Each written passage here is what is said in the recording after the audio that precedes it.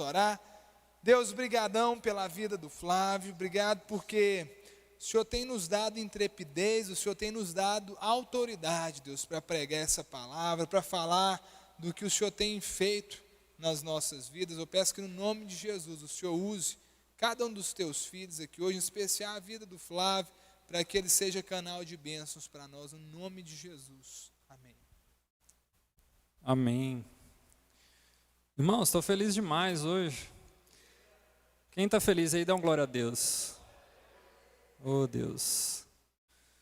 Então, essa noite eu vim trazer uma palavra para vocês que está sendo muito ministrada no meu coração. Estou fazendo algumas leituras cristãs aí que têm agregado muito ao meu conhecimento de Cristo. E eu pensei, cara, isso aqui eu tenho que contar para a igreja, sabe? São coisas que muitas das vezes a gente deixa passar batido. Eu estou lendo um livro que se chama Um Mestre Fora da Lei. Conta sobre a personalidade de Jesus de uma forma que muitas vezes nós deixamos passar batido. E aí você pergunta assim, misericórdia, Jesus, um mestre fora da lei? Muitas vezes Jesus era tomado como um fora da lei naquela época, principalmente pelos religiosos, né, pelos fariseus, os mestres da lei. Então, antes de começar essa palavrinha aqui, que eu intitulei como Jesus não se fingiu de humano, eu quero deixar claro para vocês uma coisa que, cara, é fato. Jesus era um inimigo da religiosidade. E a religiosidade cegava o povo daquela época. Muitas das vezes, até nos dias de hoje, a religiosidade obstrui o que Jesus tem a fazer na nossa vida. E o que esse livro ele traz para a gente como ponto principal? Muitas vezes a gente acaba deixando essa névoa da religiosidade que é colocada no nosso coração, mesmo sem a gente saber, meio que tirar o nosso foco do quão Jesus é especial e de quantas características lindas ele tem. Um problema que a gente tem muito grande, e aí eu queria até pedir a opinião de vocês, é um problema na comunicação por escrito. Quem aí já tentou se comunicar com alguém por WhatsApp, queria dizer uma coisa, mas na verdade deu a entender outra? Amém. É difícil, né? É difícil demais. O problema de comunicação por escrito implica em muitas coisas. Muitas vezes a gente perde aquela expressão facial, a gente não consegue aplicar o nosso tom de voz, os gestos, aquela piscadinha discreta, a gente não consegue se expressar direito. Nós sabemos que a Bíblia é um texto narrativo, um texto descritivo. As pessoas que viviam naquela época, elas descreviam o momento e a experiência que elas estavam vivendo. Não vem falar de forma alguma que a Bíblia é incompleta, de maneira alguma. A questão é que muitas vezes a gente se deixa cegar pela névoa religiosa e esquece do 100% humano que Jesus tinha e toma para si só o 100% Deus. Então a gente enxerga Jesus falando com seus discípulos e com as pessoas daquela época como se ele estivesse flutuando aqui em cima, enquanto o pessoal aqui embaixo está... não é assim, né, irmãos? Então, o nosso desafio é dissipar essa névoa religiosa para que a gente possa encontrar as características de Jesus que a religiosidade nos atrapalha. E hoje eu trouxe alguns pontos e eu gostaria de compartilhar com vocês. Um deles é o bom humor de Jesus. Tão pouco é comentado na Bíblia. Eu tenho certeza que, assim como eu, muitos de vocês provavelmente nunca pararam para pensar que Jesus poderia ser um cara bem-humorado. Mas Jesus é Deus, ele é um cara sério, ele é um cara sensato, é um cara frio, um cara controlado. Então, irmãos, eu queria trazer aqui uma reflexão para vocês acerca do bom humor de Jesus. Lá em João 3, vocês nem precisam abrir, é só o versículo mesmo, diz que todas as coisas foram feitas por ele, e sem ele nada do que foi feito se fez, amém? Então, nós temos aqui, esse trecho ele claramente nos diz que o Criador fez todas as coisas, e todas as coisas foram feitas nele, tudo que há foi feito nele. A personalidade do artista, ele transparece na sua obra. Noé está ali. Noé, você pode confirmar aí para a gente, na verdade, que todo artista tem uma assinatura, ele não passa um pouco da sua personalidade? Da mesma forma é Jesus. Da mesma forma Van Gogh passa a sua personalidade nas obras dele. Salvador Dalí, quantos outros artistas, cada um tem a sua própria assinatura. E uma das assinaturas de Cristo na sua obra é o seu bom humor. De outra forma, como é que a gente poderia explicar filhotinho de cachorro, gente? Pega seu cachorro, pega seu chinelo, sai correndo. Como é que a gente poderia explicar filhote de urso polar que dá cambalhota assim, morro de neve abaixo? Por nada, só por se divertir. Vocês já viram alguma coisa na natureza que fizeram vocês rirem? Uma coisa assim, você está passando e alguma coisa te chama atenção, você ri de uns bichinhos brincando, alguma coisa assim. Muitas vezes a gente passa por essas coisas despercebidas, a gente não tem aquele clique de, pô, provavelmente Deus que me fez rir com isso aqui. Provavelmente Deus riu junto comigo. Então a gente perde essas coisas, perde essa beleza que Jesus tem. Uma coisa que nós aprendemos no Evangelho é que Jesus ele tinha fama de beberrão e de comilão. Como é que vocês acham que ele conseguiu essa fama, gente? Pensa, Jesus ele é um cara que vivia rodeado de pessoas, ele amava pessoas. E ele vivia com todo tipo de pessoa. Então, imagine, sei lá, a gente está congregando, e a gente está numa taverna ali daquela época, né? Não existia bar, então uma taverna. E Jesus estava sentado com seus discípulos e com muitas outras pessoas, e eles estão confraternizando por algum momento. Tem muita alegria naquela sala, tem muita bebida, tem muita comida. Você acha que enquanto os discípulos estão rindo e gargalhando e se divertindo, Jesus está lá sentado bem assim? O sério, o estraga prazer do rolê. Não, gente. Jesus era um cara que se divertia, um cara que dava risada. Isso é uma coisa que me chama atenção demais. Hoje, quando eu estava lendo João, e eu peguei o capítulo 3, no versículo 4, que é quando Nicodemos está tendo aquela conversa em privado com Jesus. Nicodemos pergunta para Jesus, como pode um homem depois de velho voltar ao ventre da mãe? E eu me pergunto, a cara de Jesus quando Nicodemos, aquele cara velho e barbudo, pergunta, Senhor, como eu posso voltar ao ventre da minha mãe? Ele no mínimo segurou assim em pensamento, meu Deus, meu filho, pelo amor de Deus. Cara, eu acho isso maravilhoso e é impossível a gente não se apaixonar pelo bom humor de Jesus. Outra coisa que é uma característica muito marcante, que pouco é falado, é a habilidade. Cara, Jesus ele tinha habilidade em debates com os mestres das épocas que era invejável. Ele era impecável nas suas palavras, ele conseguia sair de situações de armadilhas que eram colocadas para ele. Mas a habilidade que mais chama atenção em Jesus, na minha opinião, é a habilidade em conquistar corações. E aí a gente vai para o primeiro texto da noite que eu quero chamar a atenção, que é o texto de João 4, a partir do versículo 7. É um texto que eu gosto bastante, a maioria de vocês conhece, que é o da mulher samaritana. E a gente tem um contexto muito interessante. A primeira coisa que a gente tem que puxar desse caso aqui é que a gente tem que entender que aqueles povos se odiavam. Os judeus eles odiavam os samaritanos e vice-versa. A gente pode ter uma comparação nos dias de hoje do Ku Klux Klan em relação ao ódio com negros. Era uma coisa, um preconceito absurdo. Aquela mulher, a gente sabe que ela era uma mulher sexualmente promíscua, ela já teve 5 maridos. Naquela época era uma pessoa que não conseguia se firmar com ninguém, ficava trocando de marido sempre. Eles estavam sozinhos num local deserto, então Jesus chega para aquela mulher e diz, dá-me de beber, pois seus discípulos tinham ido à cidade comprar comida. Próximo versículo, por favor. Disse-lhe então a mulher samaritana, como sendo tu um judeu, me pedes de beber, a mim que sou mulher samaritana, porque os judeus não se comunicavam com os samaritanos.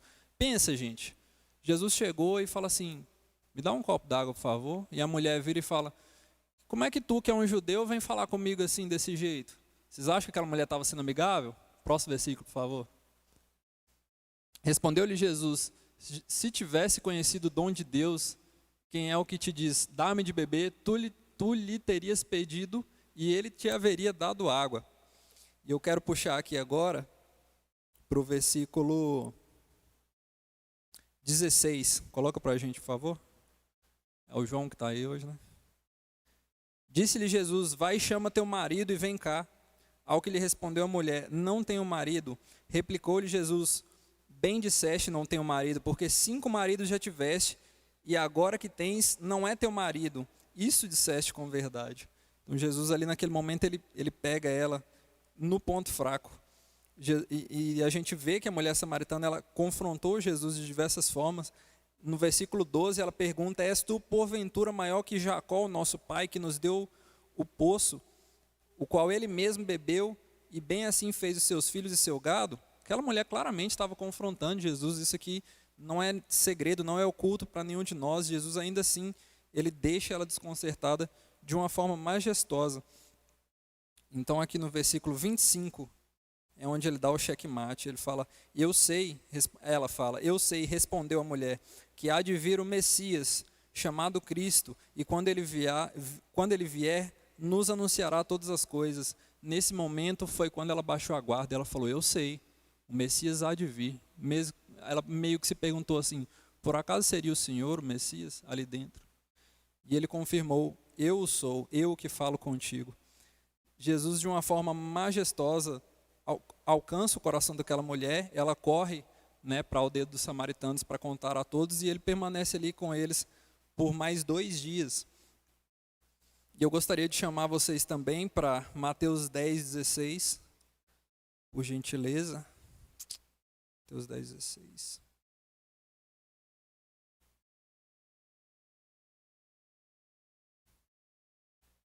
Quando Jesus nos diz, eis que vos envio como ovelhas em meio a lobos, portanto sede prudentes como as serpentes e dóceis como pombas. Gente, fora a habilidade de Jesus em debater, em conquistar corações, Jesus também foi habilidoso na cruz. O plano ele foi muito incisivo, ele foi muito certo, muito assertivo. Pensa, se o diabo ele soubesse que o plano seria Jesus realmente morrer e entregar a vida por nós, vocês acham que o diabo teria matado Jesus, teria tramado contra a vida dele? Jesus era extremamente habilidoso. E quando eu penso nessa habilidade, eu me pergunto, por que a gente não expressa, a gente não fala tanto dessa característica de Jesus? A gente sempre fala que ele é lindo, que ele é belo, que ele é amável, misericordioso. Todas essas características são verdadeiras e são realmente de Jesus.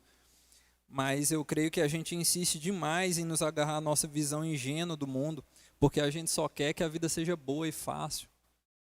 A gente muitas vezes nega a nossa luta, a gente não quer lidar com o mal, a gente só quer fingir de ser crente, brincar de ser crente. Em Mateus 10:16, Jesus diz que nos envia como ovelhas em meio a lobos. E ele nos pede para ser prudentes como serpentes. Eu acho que muitas vezes falta da gente orar. Jesus, como você quer que eu seja prudente como uma serpente hoje? Assim como o Pai me enviou, eu vos envio, foi o que Jesus nos disse. Jesus também era o mais humano de todos. Flávio, se eu estiver cortando seu tempo aí, você dá aquele sinal. Eu chamo vocês para Marcos 14, 32 a 36. Está acabando, gente. Aguenta lá. 14, 32 a 36. É o texto do Getsemane. Então chegaram a um lugar chamado Getsemane, e disse Jesus a seus discípulos, sentai-vos aqui enquanto eu oro. Versículo 33. E levou consigo a Pedro, Tiago e João, e começou a ter pavor e angustiar-se, e disse-lhes, a minha alma está triste até a morte, ficai aqui e vigiai. 35. E adiantando-se um pouco, prostou-se em terra e orava, para que, se fosse possível, passasse dele aquela hora. E dizia, Abba, Pai, tudo te é possível. Afasta de mim esse cálice, todavia não seja o que eu quero, mas o que tu queres. Gente, Jesus está implorando ao Pai, por favor, que haja outra maneira. Para mim, esse é o maior exemplo de humanidade. Jesus, ele não só não se fingiu como humano, mas ele era a pessoa mais humana de todas. Ele estava suando sangue, a gente sabe, isso é comprovado cientificamente, que as pessoas que quando elas suam sangue, isso é uma manifestação biológica, quando você está imposto por uma situação de muito estresse, isso é possível de acontecer, isso é científico, é uma doença, as pessoas elas suam sangue em determinadas ocasiões. Jesus, em diversas vezes na palavra, ele se mostra cansado, com fome, com sede, e ele se mostra que ele entende o solitário, ele entende a nossa solidão. Em Mateus 14, do versículo 6 ao 13, a gente vê isso também. Que é quando Jesus entra no barco.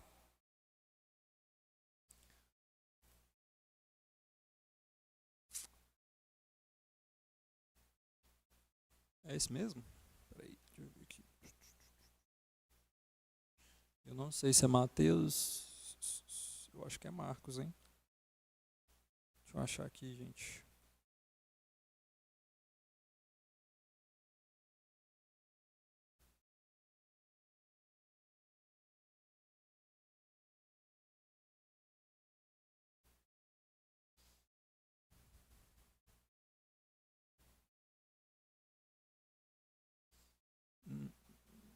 Eu acho que eu notei errado. Mas amém. O ponto onde eu quero chegar é que Jesus ele nunca trapaceou. Até porque ele se preparou por 30 anos para que a missão fosse entregue. Ele ria com os amigos, ele se enfurecia com os fariseus, ele sentiu alegria, ele sentiu fraqueza, ele sentiu tristeza. Jesus entende o solitário. Jesus entende tudo que a gente passa. Ele entende o que é ser evitado ou mal interpretado. Ele entende o que é ser julgado de maneira injusta ou ser desejado pelo que você pode fazer pelos outros e não por quem você é. Passar anos sem ser apreciado ou se tornar até desconhecido pelas pessoas mais próximas de você. Jesus passou por tudo isso. Imagina o peso da missão de Cristo, o peso da missão da cruz. Isso é uma coisa que só de pensar eu já começo a suar. Jesus entendia o solitário, mas ele era um homem essencialmente feliz, sabe? E há diversos relatos de momentos de afetividade, momentos de felicidade de Cristo na Bíblia. Senão a alegria do Senhor não poderia ser a nossa força, se realmente Jesus não fosse uma pessoa essencialmente alegre. Alguém de vocês já viu alguma demonstração de Jesus na arte? Um quadro, uma coisa assim? Geralmente ele é ilustrado como um bebê, né? Normalmente são as ilustrações do nascimento de Jesus. E o que acontece? Geralmente ele está no centro do quadro, e ele é um bebê extremamente iluminado, branco, limpo, ele saiu de Maria limpo, todo resplandecente, um bebê adulto praticamente, um bebê maduro que está acalmando as pessoas que estão nervosas ali ao seu redor. Jesus é interpretado na arte como um super bebê. Isso é uma coisa absurda, sabe? E é uma coisa que a gente tem que levar muito para o coração, é que muitas vezes a gente não dá o real valor à encarnação de Cristo. Porque ele veio ao mundo para nos trazer relacionamento. E muitas vezes a gente continua se mantendo distante de Deus por ser a nossa zona de conforto. Deixar Deus lá no alto ao invés de deixar Ele aqui comigo. Deixar Ele lá quietinho na dele e eu aqui na minha sem me relacionar. Cara, era só isso que eu queria trazer para vocês hoje. Eu espero que vocês tenham refletido um pouco acerca dessa visão de Jesus que muitas vezes a gente deixa passar. Eu acredito que a nossa oração antes de ser conhecedor do coração de Jesus tem que ser sempre essa, de pedir para que toda a névoa de religiosidade se dissipe das nossas vistas, que a gente possa enxergá-lo como ele realmente é, porque eu creio que nós não podemos e não devemos limitar o poder de ação de Jesus nas nossas vidas. Nós não podemos nos limitar somente ao que o pastor vai orar por mim, ou o que o padre vai fazer por mim, ou a intercessão de fulano. Jesus ele se encarnou e ele veio ao mundo para nos entregar relacionamento. Ele quer que nós sejamos tão próximos dele como João foi próximo dele a ponto de recostar a cabeça sobre seu peito. Então eu espero que essa palavra possa ter trago certa alegria no coração de vocês. Amém?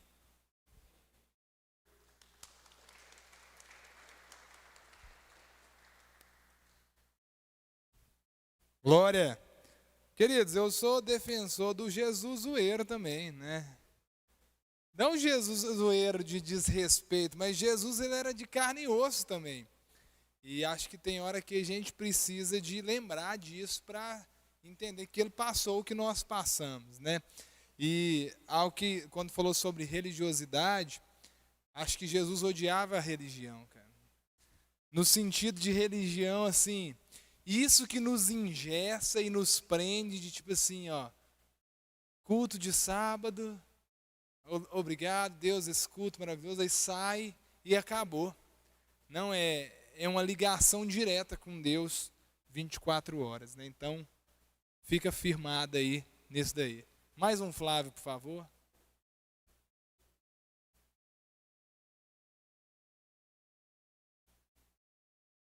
Deus, nós queremos mais de Ti, por isso estamos abertos, Senhor. Eu peço que o Senhor continue a falar conosco, usa a vida do Flávio e que possamos crescer mais com o que o Senhor tem falado com ele, que o Senhor tem ministrado no coração dele, no nome de Jesus. Amém.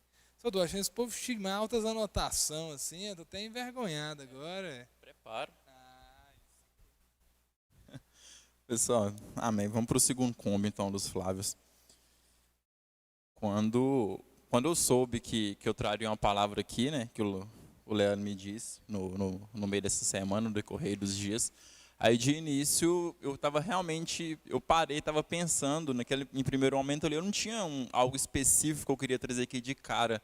Até como o Flávio estava empolgado, nossa, eu tenho que falar para o pessoal lá na igreja em relação a isso aqui. De primeiro momento eu não senti isso não, mas assim, não demorou muito e já ficou extremamente claro para mim em relação ao que eu iria pregar aqui essa noite. E eu quero falar sobre obediência, mas especificamente sobre os frutos da obediência. O estilo de vida que Jesus vivia, quando a gente olha a vida de Jesus, o decorrer ali dos aproximadamente os 3 anos de ministério dele, há vários princípios que nós podemos observar. E não necessariamente algo que Jesus declarou de forma explícita, mas muitas vezes o caráter de Jesus, o que está implícito na vida dele, a gente olha para isso e a gente deve buscar viver daquela forma, a gente deve buscar ter aqueles traços ali de personalidade. Então, lá em Lucas 11, narra uma situação que Jesus, ele, como em vários outros momentos da vida dele, ele estava em um certo local e tinha várias pessoas reunidas ali.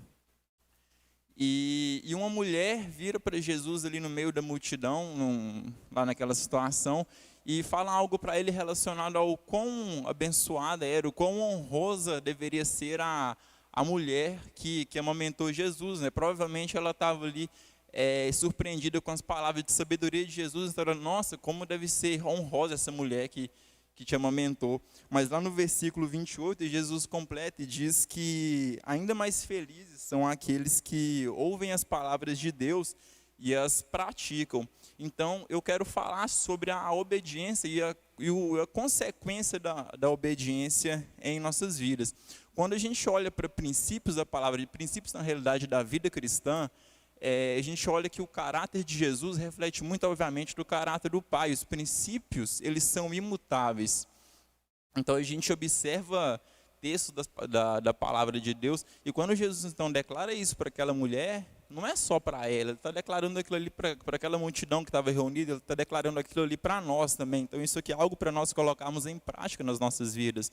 Então, ainda assim, mais felizes são aqueles que não apenas ouvem a palavra de Deus, mas colocam ela em prática, ou seja, aqueles que realmente obedecem o que está aqui, aqueles que olham então para a vida de Jesus e tentam ao máximo, se esforçam ao máximo para viver um estilo de vida baseado no estilo de vida que Jesus vivia, para ter um caráter o mais próximo possível do que Jesus tinha. Então, mais felizes são aqueles que realmente ouvem as coisas que estão aqui e colocam isso tudo em prática, aqueles que obedecem, aqueles que não deixam apenas no campo do conhecimento, mas colocam na prática.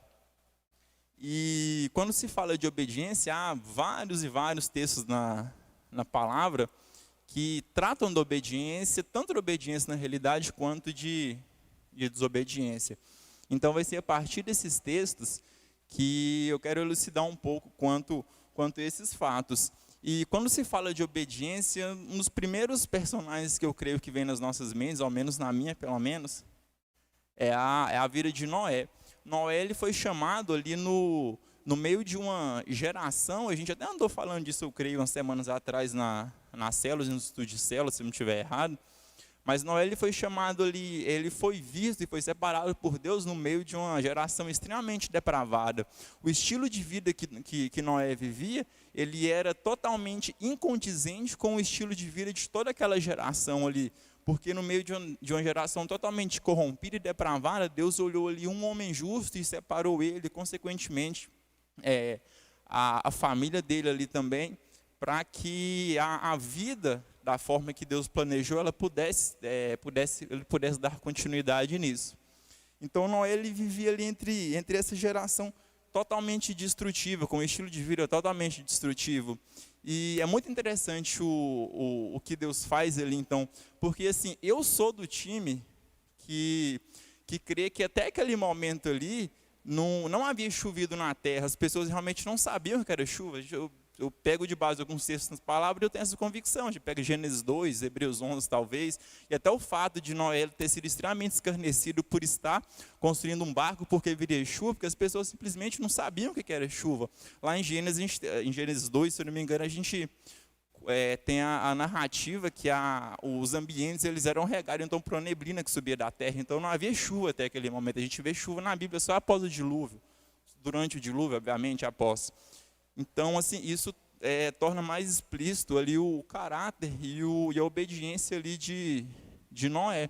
Porque então, entre meio àquela geração destrutiva, ele foi separado como um homem justo, um homem bom, um homem fiel a Deus, para fazer algo que ele nem sabia, para fazer algo que é relacionado a algo que ele nem sabia exatamente o que era. Deus falou com ele que viria um dilúvio, que viria uma chuva, que encheria tudo, que tudo seria inundado. Mas o povo ali até aquele momento não sabia o que era o que era chuva. Então, mas ainda assim, ele leva ali aproximadamente várias décadas, eu creio que uns 100 anos para construir aquela arca, e consequentemente a gente vê ali na narrativa do texto o desdobramento de tudo, né? Mas o ponto é que Noé ele foi extremamente obediente. Então, se a gente olhar os fatos ali que no decorrer da história de Noé, a gente vê o quanto firme ele foi. A gente vê realmente o caráter dele ali, que não foi à toa que ele foi um homem realmente separado ali naquele momento para construir aquele grande navio, aquela grande embarcação que, sem dúvida, gerou muito custo para ele, foi muito cansativo, era algo realmente grande em proporções para aquela época, e seria também para a nossa época, né? Quando você pega ali as medidas algumas pessoas meio loucas que já fizeram isso, mas quando você pega as medidas da arca, você vê o quão colossal ela era. E não é à toa que ele demorou várias décadas para colocar aquilo em prática, para realmente ficar pronto. E lá agora sim, lá em Gênesis 9, eu quero que vocês abram. A gente lê um texto aqui.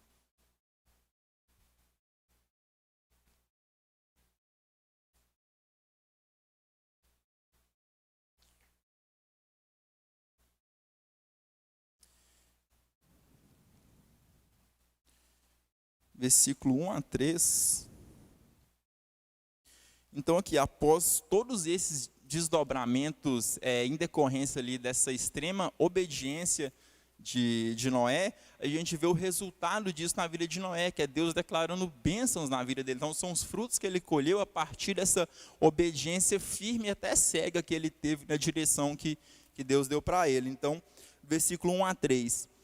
E Deus abençoou Noé e seus filhos e lhe disse: sede frutíferos e multiplicai-vos e enchei a terra. E o temor de vós e o pavor de vós estará sobre todo animal da terra, e sobre toda a ave do céu, sobre tudo que se move sobre a terra, e sobre todos os peixes do mar, em vossas mãos eles foram entregues. Toda coisa viva que se move será por alimento para vós, assim como a erva verde, e eu vos dei todas as coisas. Só o versículo 7. E vós, sede fecundos e multiplicai-vos, povoai abundantemente a terra e multiplicai-vos nela. Então aqui a gente vê claramente Deus declarando bênçãos na vida ali de Noé, que isso são frutos do que ele viveu, frutos do que ele passou, das dificuldades todas que ele viveu para construir aquela arca. Culminou nisso aqui, que é Deus bendizendo várias e várias coisas na vida de Noé. E quando no início que eu falei que princípios eles são imutáveis, então da mesma forma que o Senhor agiu na vida de Noé, dessa mesma forma ele age na nossa vida. Então, quando somos obedientes à palavra de Deus, quando nós somos obedientes nas situações dos nossos dias, quando tomamos decisões que estão em acordo com a palavra de Deus, Deus ele olha para nós com bons olhos. Isso é algo que chama muito a minha atenção. Falando de obediência também, a gente vê a vida ali de Abraão. Abraão e Sara, quando eles geram Isaac, eles já estão bem avançados ali em idade. E então, quando Deus até diz para eles, né, que eles terão um filho, eles duvidam, e a gente já está muito velho, isso não vai acontecer, não tem lógica nisso. Mas Deus havia declarado isso e gera esse filho ali no ventre de Sara. E o texto é muito claro no quanto Abraão amava aquela criança, era algo que ele realmente ansiava muito. Então, quando aquela criança é gerada, Abraão, sem dúvidas, ele estava muito feliz, e o texto é claro, a gente vê isso, o quanto ele amava, o texto é muito explícito, ele amava realmente aquela criança. E o Senhor, num devido momento, para testar o nível de obediência e até de fé que Abraão tinha, ele disse que aquela criança deveria ser sacrificada, e Abraão não vê sentido nisso. Deus já havia declarado que os filhos de Abraão, eles alcançariam Canaã, eles alcançariam a terra prometida, e Deus havia prometido aquele filho para eles. Então não havia sentido ele, após prometer, gerar a criança e pedir a criança novamente para que ela fosse entregue em sacrifício. Mas a gente vê Abraão amando muito aquela criança, indo até ali aquele monte. E no último momento, quando ele ia sacrificar a criança, nós vemos que o Senhor se move ali e não permite que ele tirasse a vida dela. E da mesma forma, a gente vê o nível de obediência dele. Lá em Gênesis, mas agora no capítulo 22, a gente vê os desdobramentos disso também.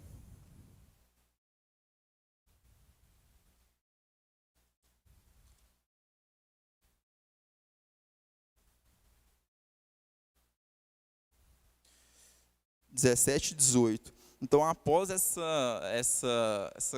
obediência ali de Abraão também, quanto a essa direção clara e dura do que o Senhor deu para ele, nós temos os desdobramentos disso aqui, que da mesma forma que nós vemos aqui na vida de Noé, nós também observamos em relação a Abraão e esse fato dele ter que sacrificar ali Isaac. Então, versículo 17 e o 18. Em bênção eu te abençoarei, e em multiplicação eu multiplicarei tua semente, como as estrelas do céu e como a areia que está sobre a beira do mar, e a tua semente possuirá o portão dos teus inimigos. E em tua semente todas as nações da terra serão abençoadas, porque tu obedeceste à minha voz. Então a gente vê novamente esse nível de obediência desses dois personagens que nós demos uma lida aqui nesse contexto aqui da vida deles. Foram pessoas que foram obedientes, tanto de uma quanto de outra. Foi realmente requerido algo delas que não fazia sentido nenhum, mas que ainda assim elas obedeceram cegamente e foram até o fim. E esse nível de obediência que nós devemos ter, ainda que seja difícil. Sábado passado aconteceu uma situação, foi na verdade até o que me levou a pregar sobre isso aqui esta noite. Eu estava saindo da academia e do nada, não quero ir embora, eu vou andar à toa. E fui no BH comprar umas coisas. E entrando no estacionamento do BH, desci do carro e tinha dois rapazes na realidade. E a hora que eu estava andando, passando no estacionamento, um deles me puxou e me pediu para que ele pudesse orar por mim. E eu, amém, cara, claro que você pode orar. E ele orou, e a gente conversando, ele é de um ministério lá de Unai, eles eram missionários, moleques extremamente novos. Um deles capaz que tinha uns 20 anos, o outro deve que tinha uns 15, muito novo mesmo. E a gente conversando, eles são desse ministério lá de Unai, eles são missionários, e eles estavam vendendo alguns livros lá para continuar essa obra deles, que eles estavam ali participando. E então eu comprei os livros deles, aí eu dei mais alguns passos, aí era o outro menino mais jovem, ele estava vendendo umas balinhas lá, e ele me perguntou, compra as balas de mim, eu não, nem como, mas eu peguei um dinheiro que eu estava na carteira e dei para ele, ofertei para ele. Aí saí com os livros e com a carteira vazia, né?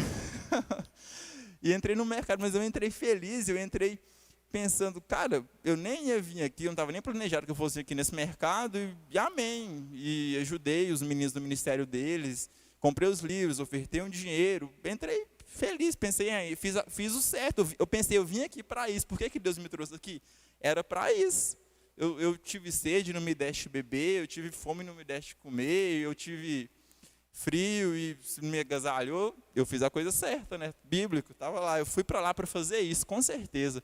Aí comprei as minhas coisas e estava no caixa, só que na fila do caixa tinha um senhor na minha frente. E quem aqui já olhou para alguém, bateu um olho numa pessoa e naquele momento se compadeceu por ela? Você nem sabe de onde que isso veio, mas você se sentiu extremamente compadecido e queria ajudar ela de alguma forma. Já aconteceu? Porque foi exatamente essa sensação que eu tive. Tinha um senhor na minha frente do caixa, eu estava passando as coisas dele, que eram basicamente uma sacolinha com um pouquinho mesmo de salsicha e um daqueles refrigerantes de cola, aqueles mais baratos, e sinceramente, aqueles que são extremamente ruins mesmo, aqueles, não sei o que lá, qualquer coisa cola, é aquilo lá, eu estava passando isso no caixa. E eu olhei para esse senhor, essas coisas dele, e eu me senti extremamente compadecido com ele, e eu ouvi a voz muito clara do Espírito Santo. E isso foi uma direção absolutamente clara que eu sei que eu tive naquele momento ali. Eu tinha comprado alguns quilos de peito de frango, eu tinha comprado outras coisas, e o Espírito Santo me direcionou claramente: você vai ofertar seus peitos de frango para ele. Só que quando eu me vi nessa necessidade, eu fiz o erro que a gente tende a cometer muito nesses momentos, que é racionalizar demais. Aí eu comecei a olhar para ele: Senhor, será que é mesmo? Será que é? Não, mas será que isso é a voz de Deus mesmo? Será que o Espírito Santo está me falando mesmo? E eu sentindo aquele incômodo absurdo em relação a me mover em relação a isso.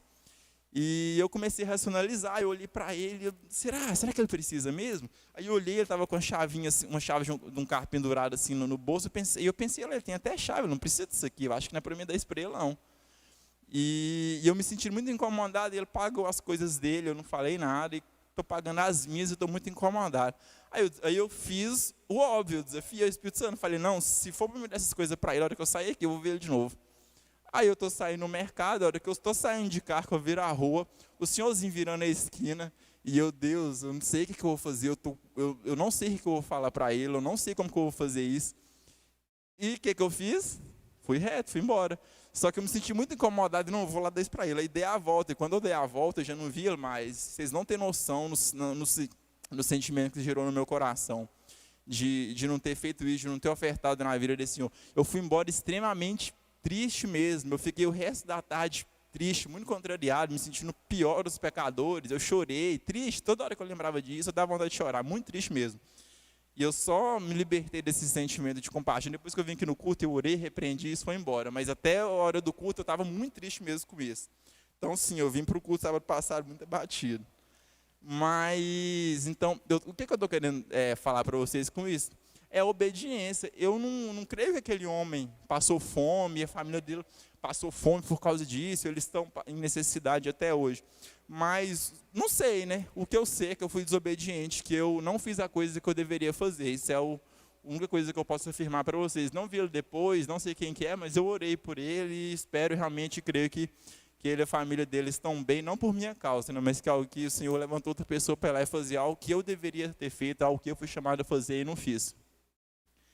E voltando aqui para os textos então de obediência, não sejam como o Flávio semana passada, façam o que deve ser feito, né?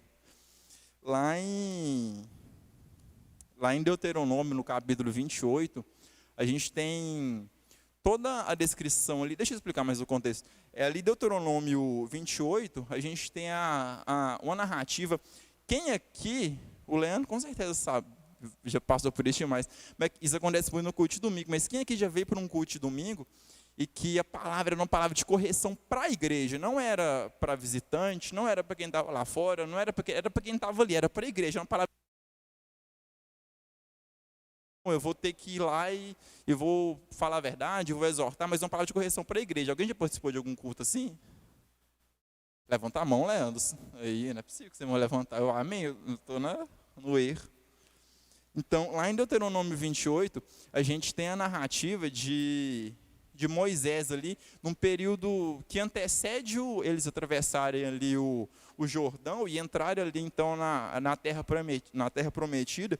Então ele reúne os israelitas, ele reúne as tribos ali, e o que ele faz basicamente é dar direção para aquelas pessoas. Nesse momento eu não me lembro se ele já sabia ou não que ele não adentraria a terra prometida, mas ali lá em Canaã, mas em Deuteronômio 28 o que ele está fazendo basicamente é isso. Ele reúne as tribos ali, reúne os israelitas e traz palavras claras, direções extremamente claras para eles. E lá em Deuteronômio, lá no versículo 28 especificamente, abre aí.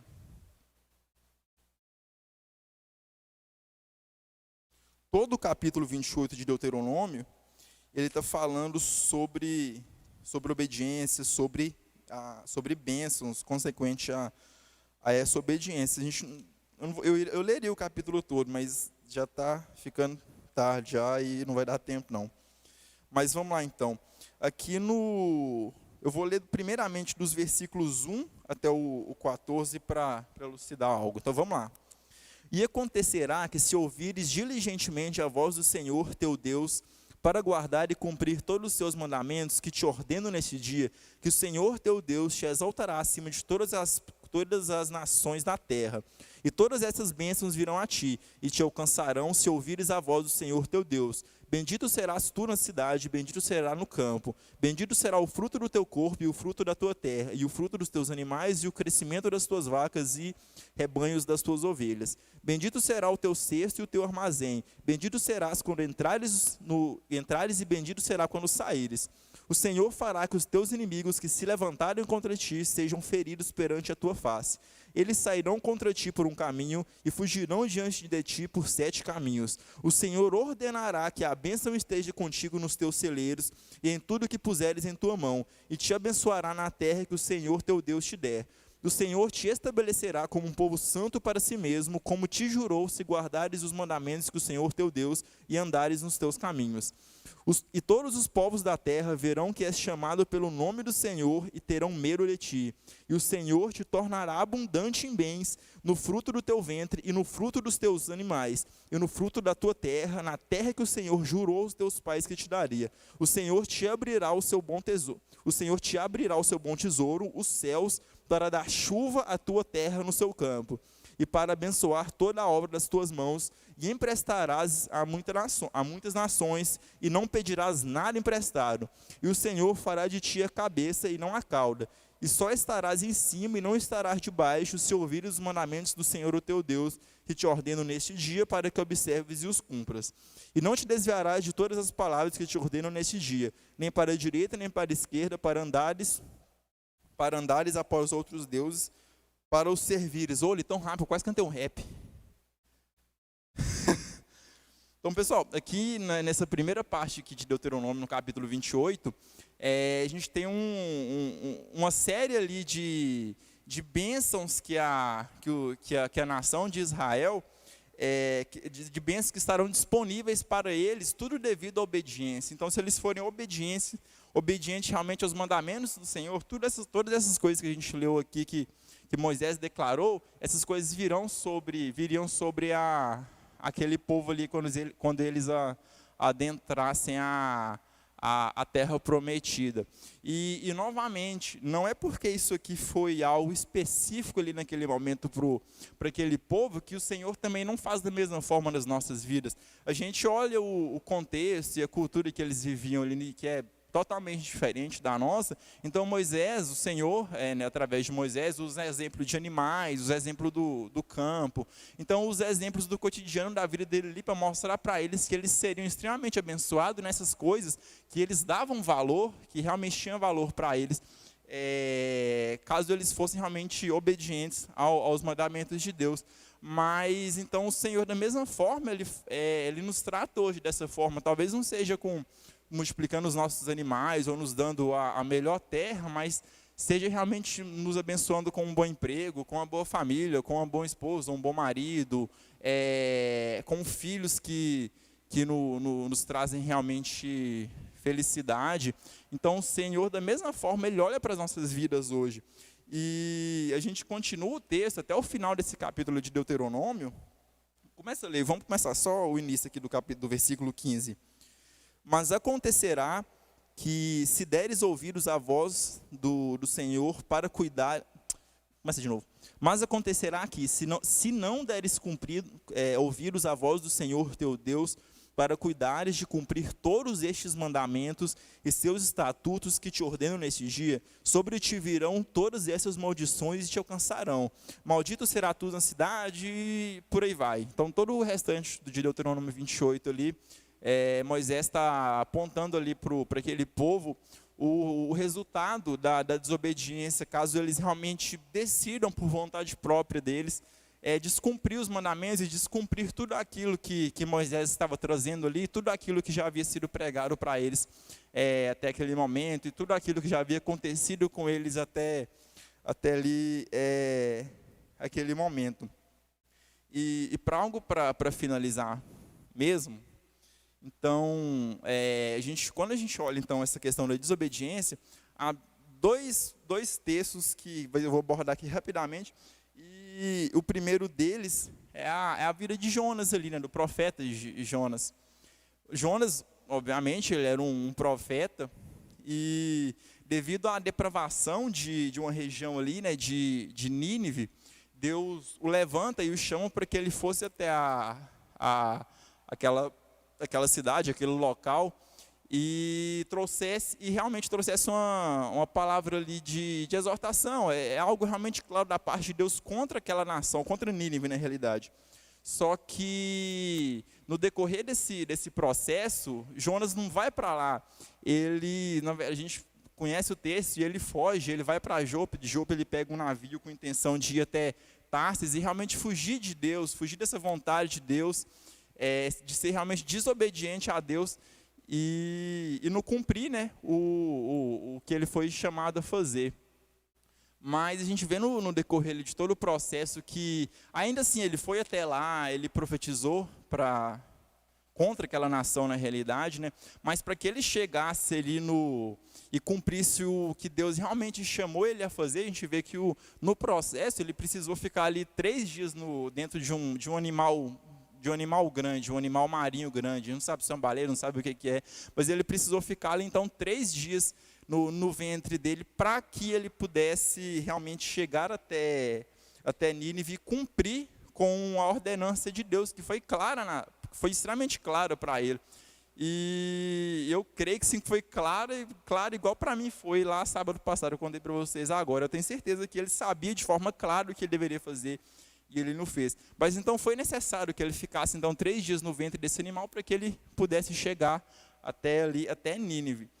E isso me fala um pouco, fala bastante na realidade, em relação ao que nem sempre as coisas ruins que acontecem após nós tomarmos decisões ruins, após nós sermos desobedientes, que talvez isso pode ser Deus de alguma forma usando aquela situação, que Deus até vá usar aquela situação para nos alinhar, para nos colocar no centro do propósito dele, ou do que ele realmente nos chamou a fazer.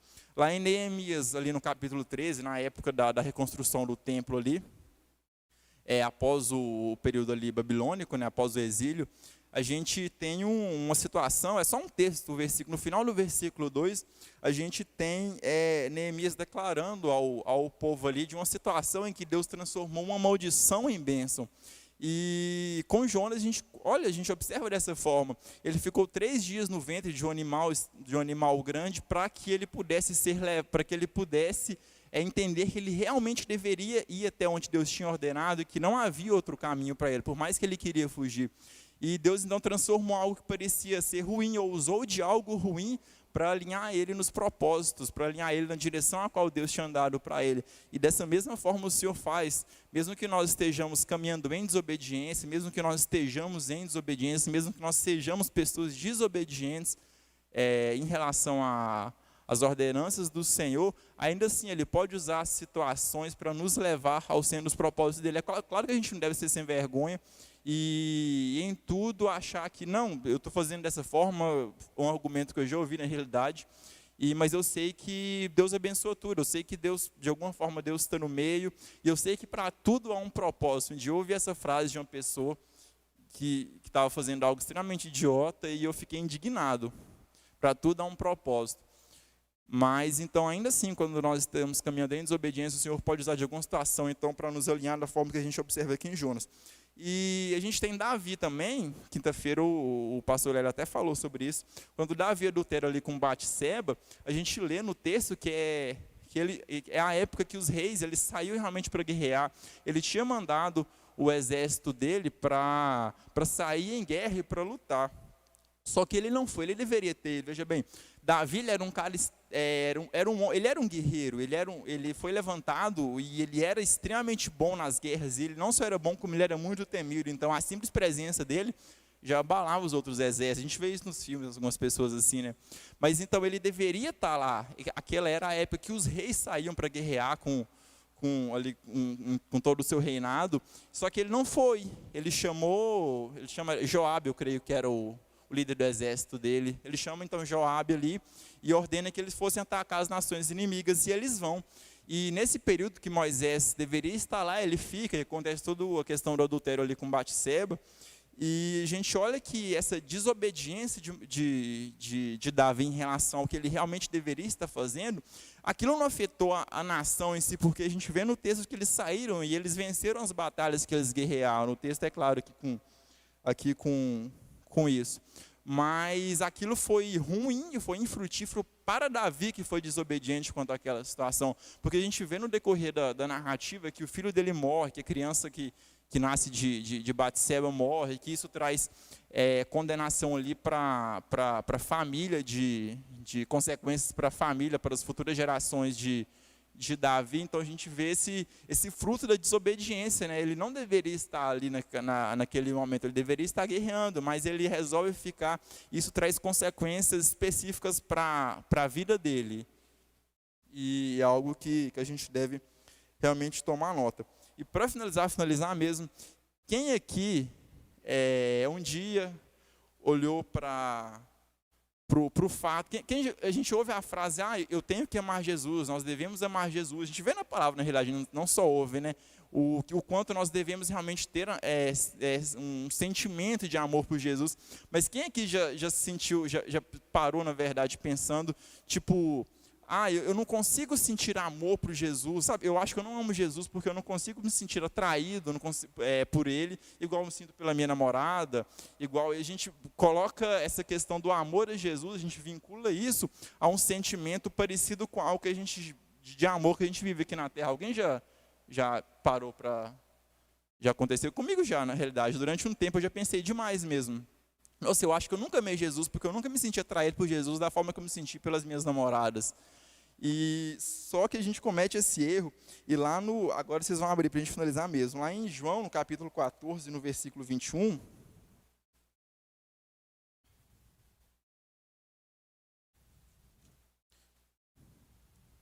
só o 21.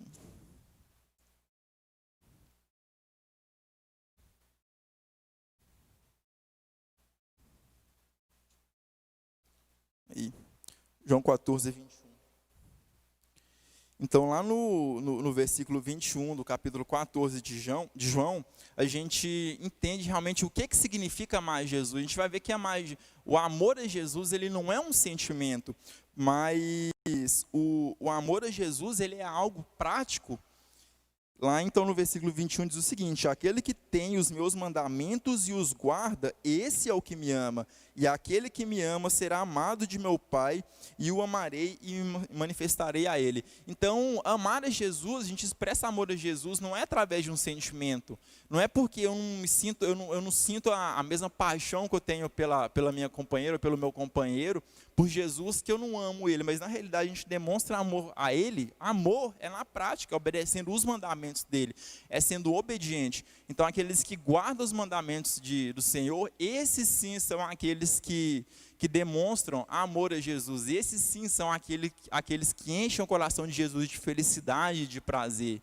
Então não é um sentimento, mas amar a Jesus é prática, a gente vive isso no dia a dia. Amém? Agora acabou.